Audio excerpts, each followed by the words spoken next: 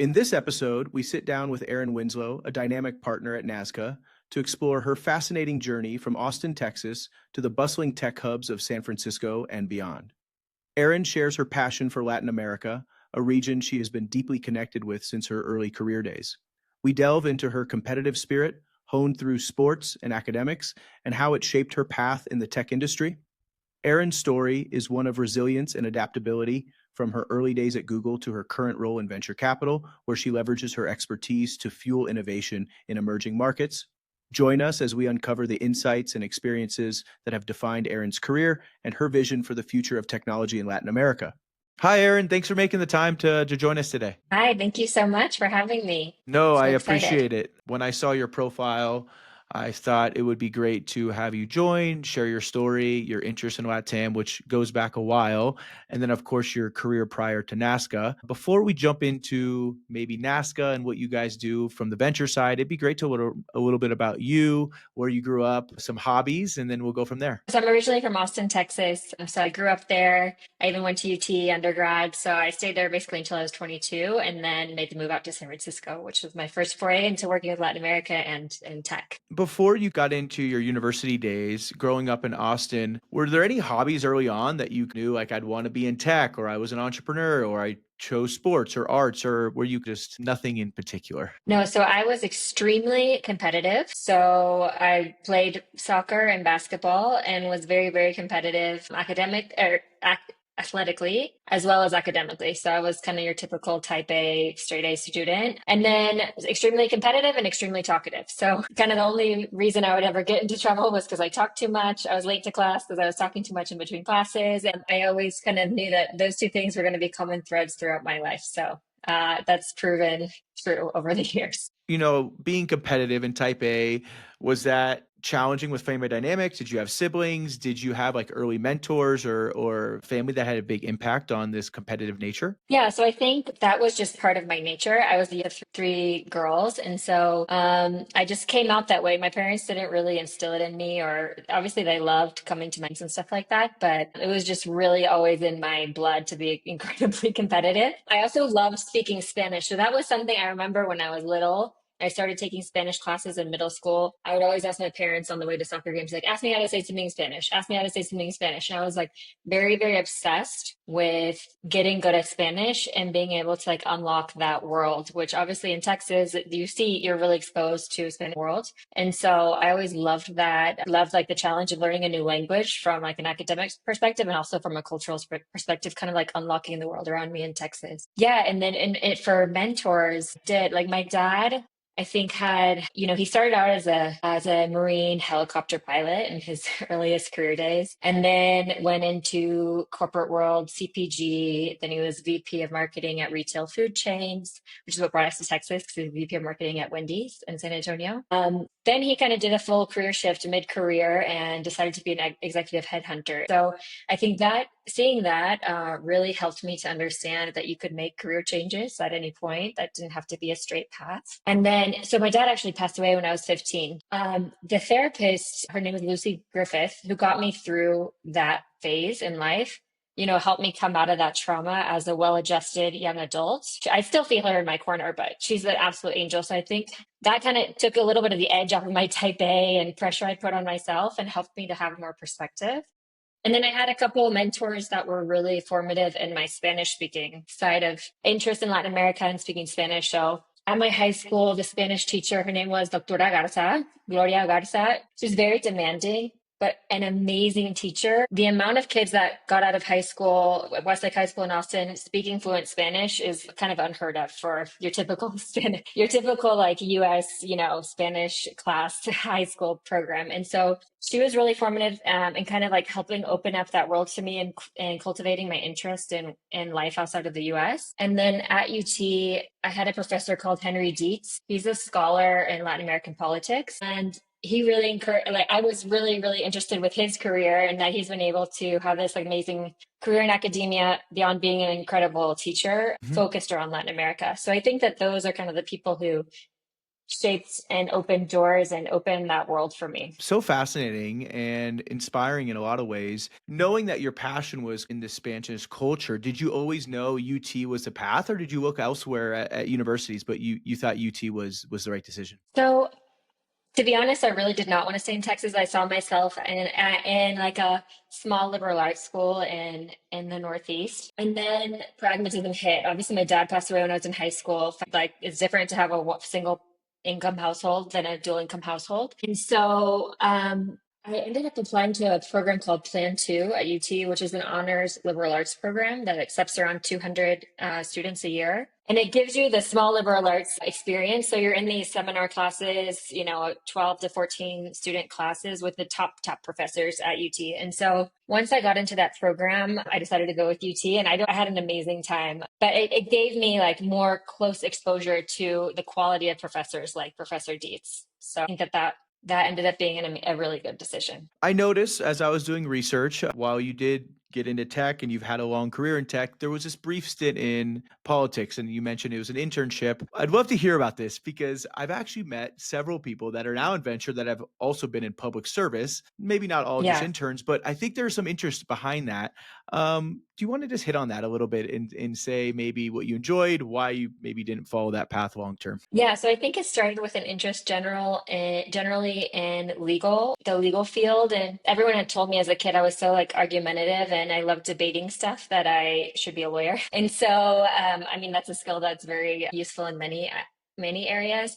But in part of my process of elimination of my like career path, I did do an internship at the U.S. Senate. I was from Texas, so you have to be in one of your state senators' offices. So in 2007, I was in Senator Cornyn's office. That opened my eyes to see kind of like all the logistics of what happens behind legislation. From one side, there was like a really substantial piece of legislation going through. It didn't pass. It gave me a peek behind the curtain on how complicated and nuanced the legislative system is in the U.S. It kind of steered me away from working in public service. After I just didn't, I left that summer being like, okay, this was a great process of elimination. I learned a lot. I gave a lot of tours of the U.S. Capitol to constituents from, but yeah, I think it's really important to have that context and that how kind of like shape. I was 19 when I did the internship, so it gave me perspective on that at an early age. We decide politics or public service isn't maybe the path at that point. So you decide to move out west to San Francisco, and this is where you join Google and some of their LATAM expansion. How did this role come about? And I assume that your profile excelled at this role because you understand the language so well, the culture so well. And how was this experience? Yeah, so what happened really is I had kind of fibbed on my resume graduating and said I lived in San Francisco, and I didn't, because I knew I was very drawn because it was 2010. Amazing things were happening in the big tech world, kind of like peak big tech. Yeah, and I had a contact who had worked at Salesforce and said, like if you really want to get into San Francisco, Salesforce right now is the place to be. And so ended up getting an internship at Salesforce, and it was just a summer internship. Kind of, I ended up flying to San Francisco in 2 days because I had said I lived in San Francisco and I didn't. So I stayed on a friend's couch for a month while I figured out where I was going to live and stuff.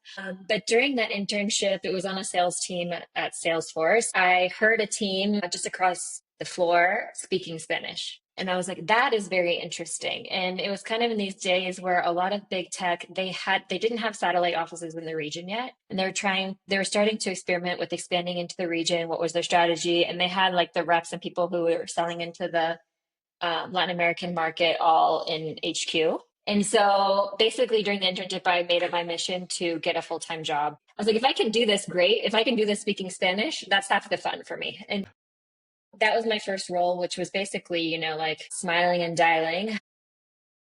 Inside sales, entry level role at Salesforce. And then Google was also doing a pilot or like a launch team to expand their Google for Work, what they've rebranded it, but Google offering into Latin America.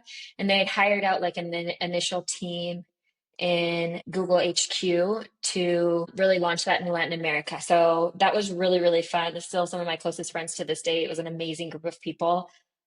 And so I ended up moving over to Google, and that got me really traveling into the region a lot and getting to different countries, sales nuances in different countries, cultural nuances in different Spanish speaking countries in Latin America. And I think that was like an amazing exposure because imagine I'm like 24, 25, and they're putting you to like go, speak at be a keynote speaker at a Google event region, not really knowing what you're doing and not like still not being perfect at the language, but it kind of built a lot of confidence in saying, okay, yeah, you don't have to be the expert. You can learn this as you go. And that was a really, really special time and still like incredibly close to the majority of people who worked with me on that team. And for someone that maybe understands a little bit about LATAM or the culture or maybe nothing at all, what would you say is the biggest difference when you're coming down selling a product versus the US traditionally in B2B sales? Just maybe hit on a point or two for someone that doesn't understand the nuances. Yeah, I mean, I think the most important thing is that it's much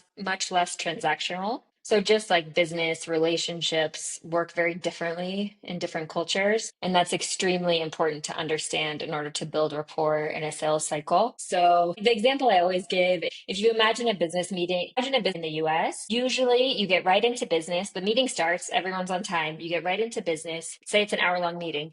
You spend the first 50, 55 minutes pure business. You wrap up the meeting. Everyone wraps up the meeting. At the end of the meeting, you cover, oh, hey, how are you? Where are you from? Any personal topics, anything you need to cover. So that's how things work in the US. Okay, we'll do the transactional part and then we'll do the personal part. And that's kind of the cordial way to run a business meeting. It's the opposite in Spanish speaking in Latin America. So Latin America, you say it's an hour meeting, you spend the first 15 minutes making sure there's rapport, building relationship, learning like I know what summer camps your kids go to, getting into, yeah. And I think that that's really, really important to understand that relationship is always first before you get into like transactional conversation. So I think that from a cultural perspective is like the most important thing. And I think the second most important thing is understanding, like there's like a saying in sales, which is like no is the second best answer, right? Like having someone tell you no is also very important so that you know to stop pursuing that sale. And people don't tell you no in Latin America. So it obviously varies country by country, but kind of understanding how to read into what's a no. It's like a skill and a muscle to develop over time with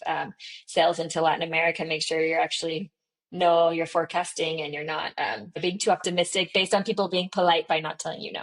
And I wanted to add, and I wanted to hear your thoughts or agree or disagree. If it's at one, it might start 115 and that's completely fine, or 120, right? When someone shows up for a meeting and, oh, it's okay, it's 110, and you're like, oh, I'm not late. It's fine. They're okay.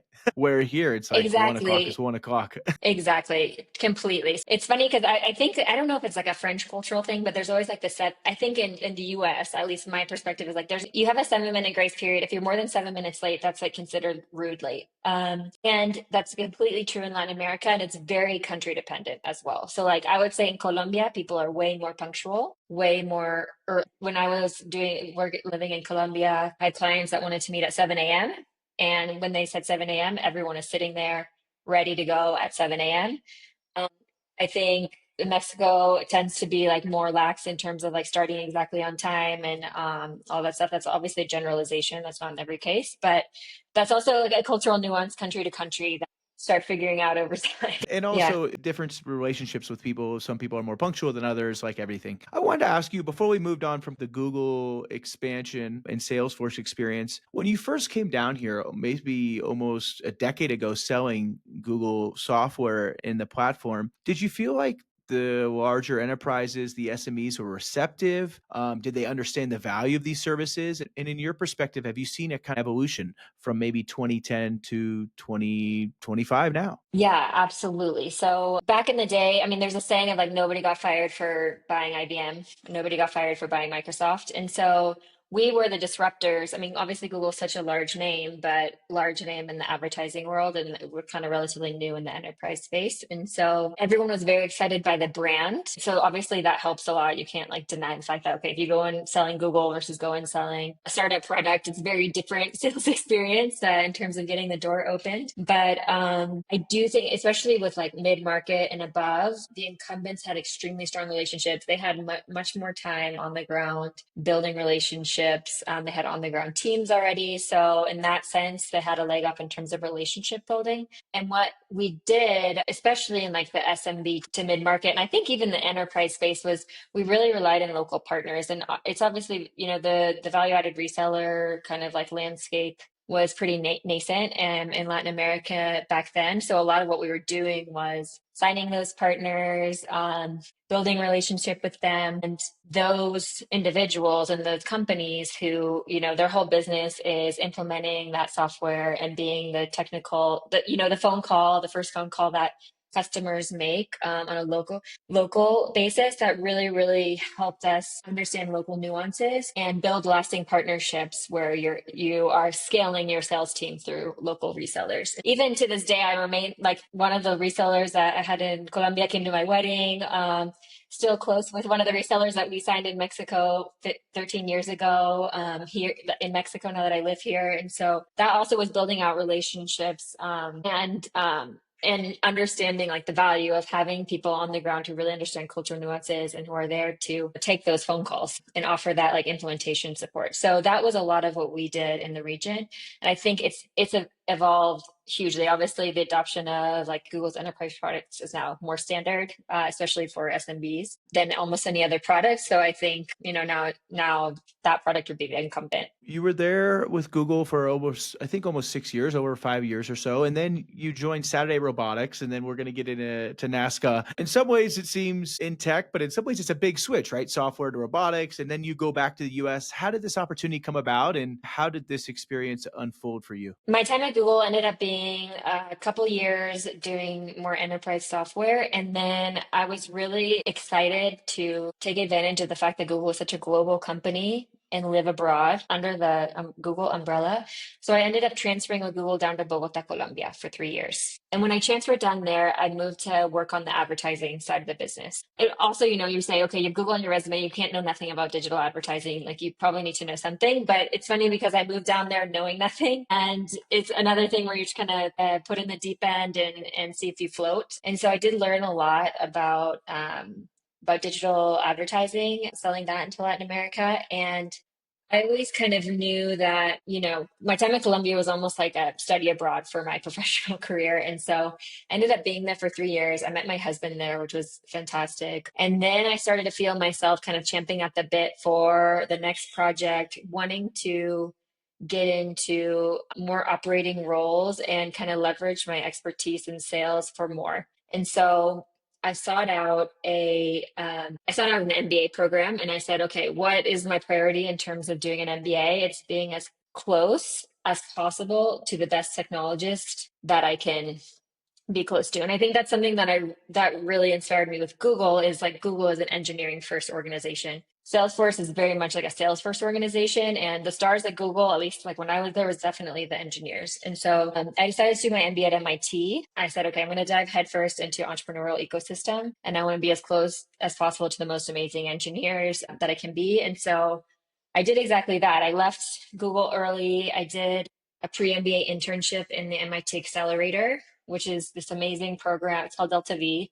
Huge fan. They basically run startups. They have a really robust like selection criteria, and they give you equity fee funding. They give you mentors. You have mock boards, and I joined a technical team there called Clarity, which was doing AI contract review for legal documents. They've evolved into AI revenue operations technology, and they're doing amazing today. But I almost left my MBA to join them full time, and I just really like caught the bug of I really want to be in tech-led early stage startup world, and I really feel like my skill set can complement, and my ability to empathize with more technical profiles can like complement a lot of technical founders very well. And so that's what that kind of ended up being my angle. And then when I was graduating from the MBA, I had, made some connections with the VC ecosystem in Boston, which is actually an amazing ecosystem, very, very supportive, very, very open. And I feel like Boston, because of the community environment in Boston, everyone's mentality is very, very like supportive of each other. So everyone's willing to grab a coffee. Everyone's willing to give advice. Specifically, General Catalyst had been really helpful to me during my time. We had done like some dinner events where we were bringing MIT and Harvard students to just kind of like learn about VC, learn about and create community. And they were amazing when I was looking for my role because I said, I want something early stage, but I would love to be with an experienced founding team where, it's almost like an apprenticeship for me because they've run a startup before and you know, I'm learning, as much as I possibly can. And so I ended up meeting the Saturday robotics team through them. And and I was just hooked immediately because I thought it was this beautiful combination of like an extremely interesting, huge technical challenge, extremely big societal problem, all of that kind of like really hard tech backend wrapped in this amazing like direct to consumer brand where you kind of get the best of both worlds. You're doing hard tech and direct to consumer at the same time. And so that's what really kind of reeled me in. And I joined as the first kind of non founder executive hire as head of operations. And for a long time was like the kind of sole non-roboticist at Saturday Robotics. Yeah. And you mentioned that you wanted to join an experienced team, and we're going to get into like founders traits later, but I just have to ask so I don't forget. What was the founding team? What did they do so well that you now reflect back on that maybe give advice or you say, hey, an experience to first-time founders? What did you see in their leadership qualities that was so good when you worked there with the team? So much. I think I learned so much just observing, just being there, like on the sideline. So the interesting thing was the founding team had been executive product leadership at Nest before, which had been acquired by Google. So engineering and product. And I think that I had never worked like really closely with someone who came from a product background, but that was amazing. Like I learned so much around how to think through like R&D, how to think thoughtfully around when it's hands off, when you're able to ship something, when kind of all of that side of the house that was very foreign to. So I think all of that was extremely, extremely eye opening. And then on the other side, like extreme frugality. So that was a value that wasn't very common at that specific point in time because we're right at the big, it was like 2019. So things were, especially in hard tech, and this kind of manifest building again in the US and all this stuff. There's a lot of hard tech startups that were really like flying through extremely impressive teams, great offices, all stuff. We were extremely frugal. So like spend as little as possible, make the robots as utilitarian as possible. So that frugality, I think, was like really, really interesting to see. And I think it's like very good to be disciplined on that side. And then the third thing was that they both had small kids. And so like being able to see, okay, I know that the founders are going to go home. They're going to have dinner with their children most nights. They'll put them to bed, yet they'll probably connect after that. But seeing that, having that exposure to like, okay, you don't have to sacrifice your whole life. Like you can prioritize, you can make your schedule in a way that allows you to be a successful parent and be a successful family member and still work on your startup. So I think that that's in general something that you see with more tenured and more experienced founders that I really enjoyed seeing, like having into that. So I think for me, there are those three things. So I think those qualities now probably help you in some ways as a venture investor at Nazca. Be great to hear about how the opportunity came about, and then we'll get into Nazca's thesis and some portfolio questions. But first, how did you find Nazca and how did this come about? Yeah, so I was interested in venture basically because at Saturday, just to give an overview of what Saturday was doing, we were doing like fully automated robotic warehouses for a direct-to-consumer laundry service. So imagine, the idea of post-World War II, all this industrial capacity, manufacturing capacity in the US freed up, and we started making washing machines. Washing clothes before had either been something that you sent out or you did at home, but it became a chore for everyone in the United States, and it became incredibly inefficient from like an energy, water utilization capacity, and from like a gender perspective, 3x women doing laundry. So from that perspective, I was very, very excited about the opportunity. On the ESG side, on the gender lens side, like the technical challenge side. And what I saw from being on that team was how helpful our investors were in our board meetings and how choosing the right investors were key to this, to kind of like the learnings, iteration, and getting useful feedback to then go into the next phase of the company. And I think having that kind of like peek behind the scenes of how investors interact, how they connect you with really amazing leaders and guidance in areas where you have blind spots, and kind of seeing how that works in a positive way really piqued my curiosity about the venture world. And honestly, the move to Mexico was sparked because my husband got a job here in Mexico. He's always worked in the fertility space, and he accepted a role leading a group of fertility clinics called Fertilidad Integral here in Mexico.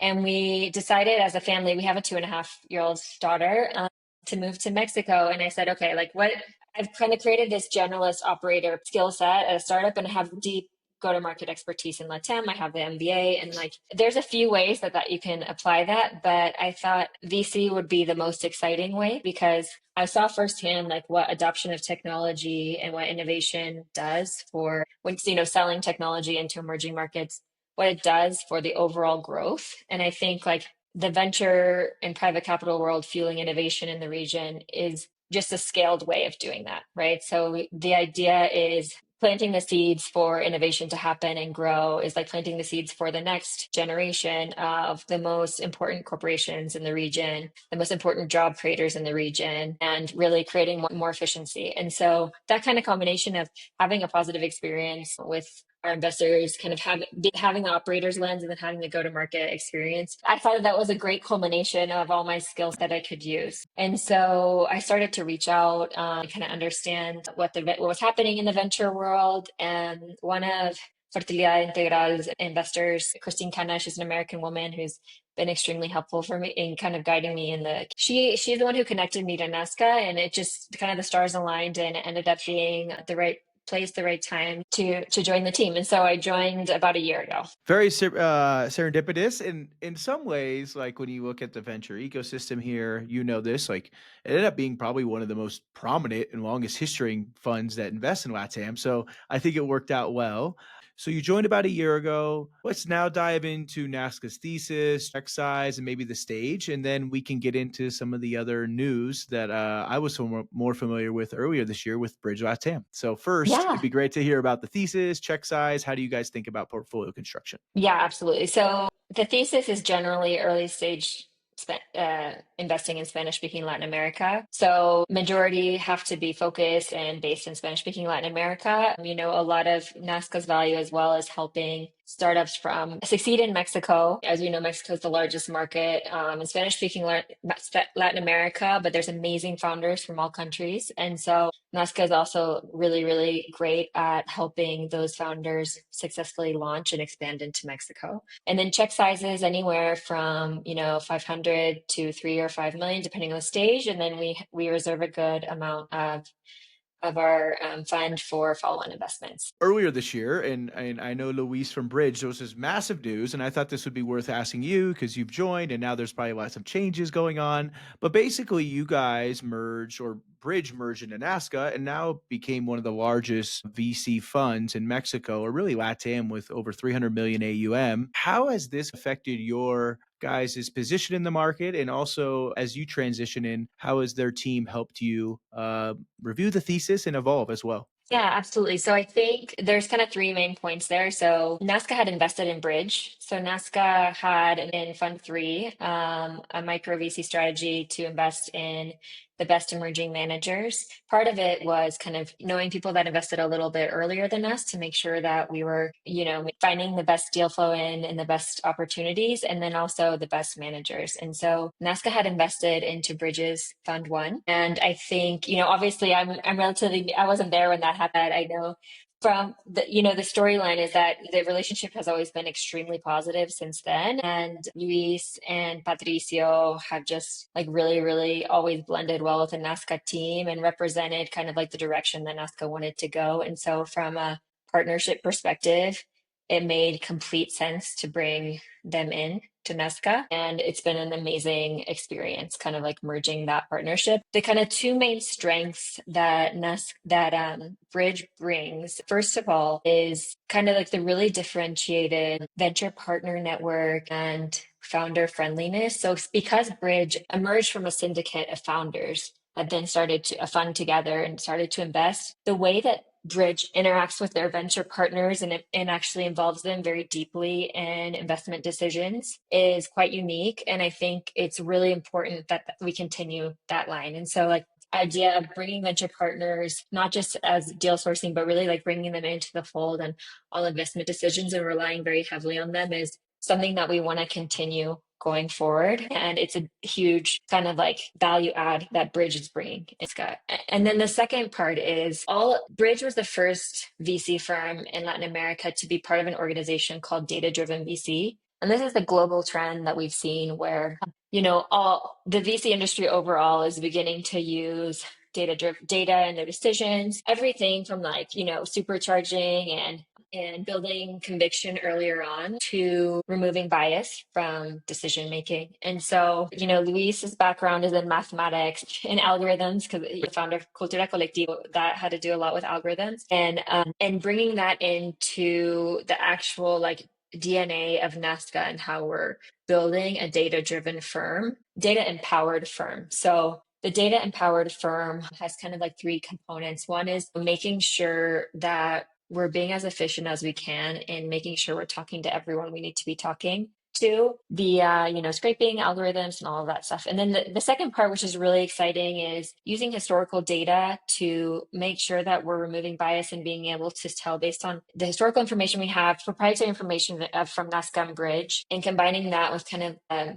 scoring algorithm and those type of tools help us to just ensure it helps us to have a more objective conversation when we're evaluating deals where it's not just a feeling, right? Like we're looking at the numbers, we're looking at something, and there's a really, really positive way that changes and evolves the discussion as a team to make better decisions together. And it's not just relying on the data to make the decisions, it's using the data to say, okay, we're talking about this objectively, we're talking about this in specifics, and it's not just a feeling. And then the third part is becoming efficient ourselves. Obviously, as startups emerge, as everyone's adopting new technology, we can't be laggards if we want to keep up. And so it's starting to figure out like how we can actually use AI and kind of more advanced technology internally to make ourselves more efficient, whether it comes to automated reporting, getting a single source of truth internally, building context around that, and using that to add value to us as a team and to our LP and investor base. And so that is a really, really important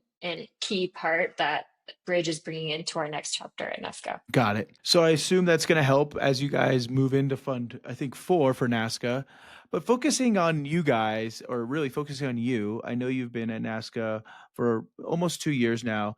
Putting you on the spot, maybe some companies or portfolio companies that you're most excited about, or you've worked closely with, or maybe you've led the investment committee on, would be great for you to talk about and share. And then we can get into others that maybe are flying under the radar. Yeah, for sure. So 2 of the companies I'm most excited by, one is called Bambe. Bambe is what's so exciting to me about Bambe is they're really delivering on the promise of AI being a leapfrog technology for Latin America. So I kind of in emerging markets being the same, the metaphor of like mobile internet and how most people have their first experience with the internet on a mobile phone in emerging markets. The same thing that AI will do to SaaS and laggard adoption of more cumbersome, costly products. And I think Vamba is delivering on that promise. And so that makes me very excited because you're seeing like leapfrog moments happening in real time and on like a pretty large scale. And so I'm happy to go more into that because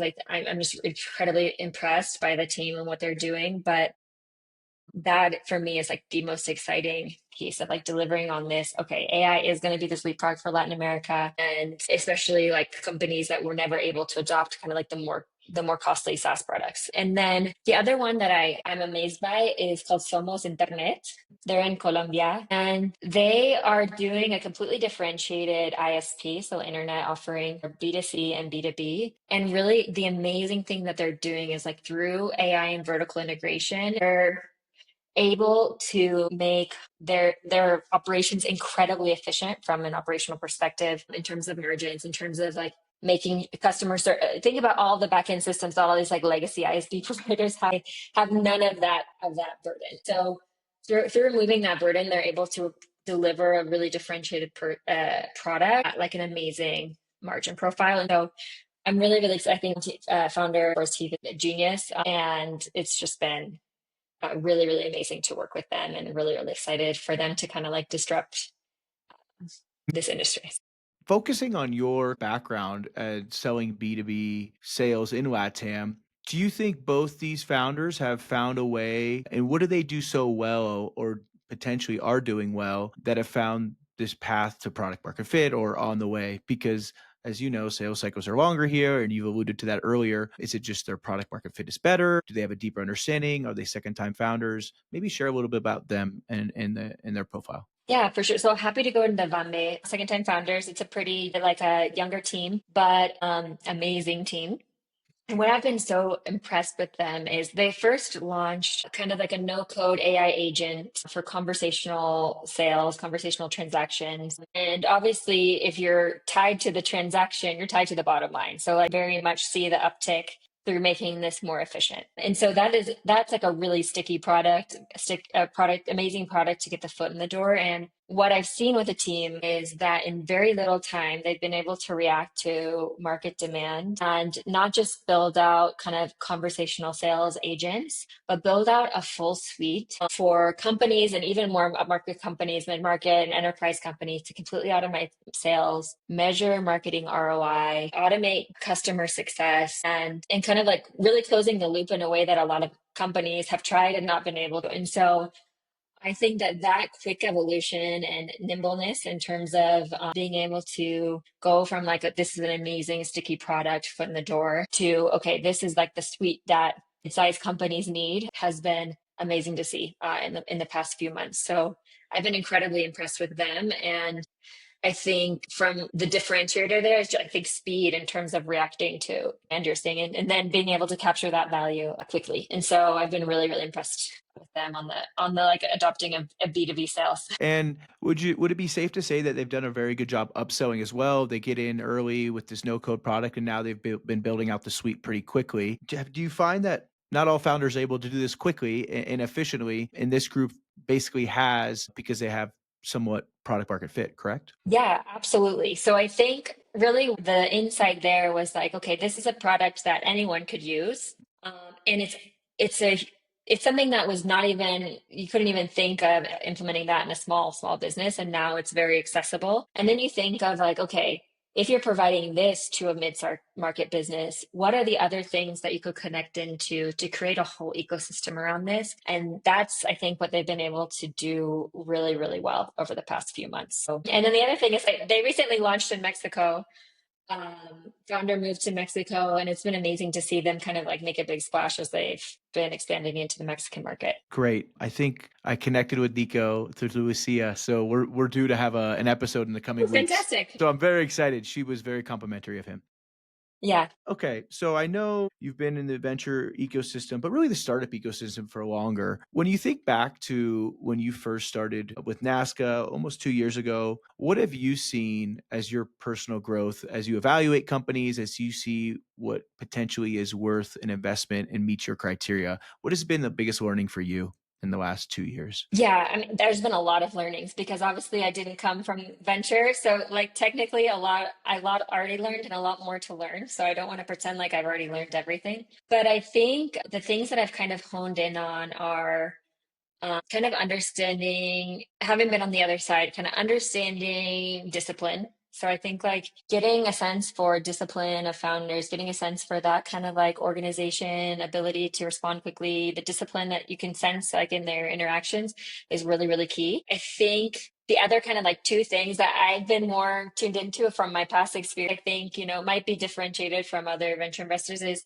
when a founder presents to obviously early stage founders, they don't always know exactly what the go to market's going to be or exactly normal and totally fine. But I think that there needs to be like a couple things, which is there has to be an understanding of the magnitude of complexity of getting this to market. So I think that like someone who's never had any commercial experience, like making certain assumptions or trying to think that they're going to like outsource sales too early. For example, like hire SDRs, junior SDRs, and it will work. Things like that, where you start to see, okay, like what do you kind of see as the pieces that need to start being put together for you to get there? And having some sense for that level of complexity, I think is really, and then the other thing, which I think is more ongoing, and I think it's something that like, obviously I'm very sensitive to as a ex salesperson, but a lot of early stage founders, especially ones that come from like a technical background or not commercial background,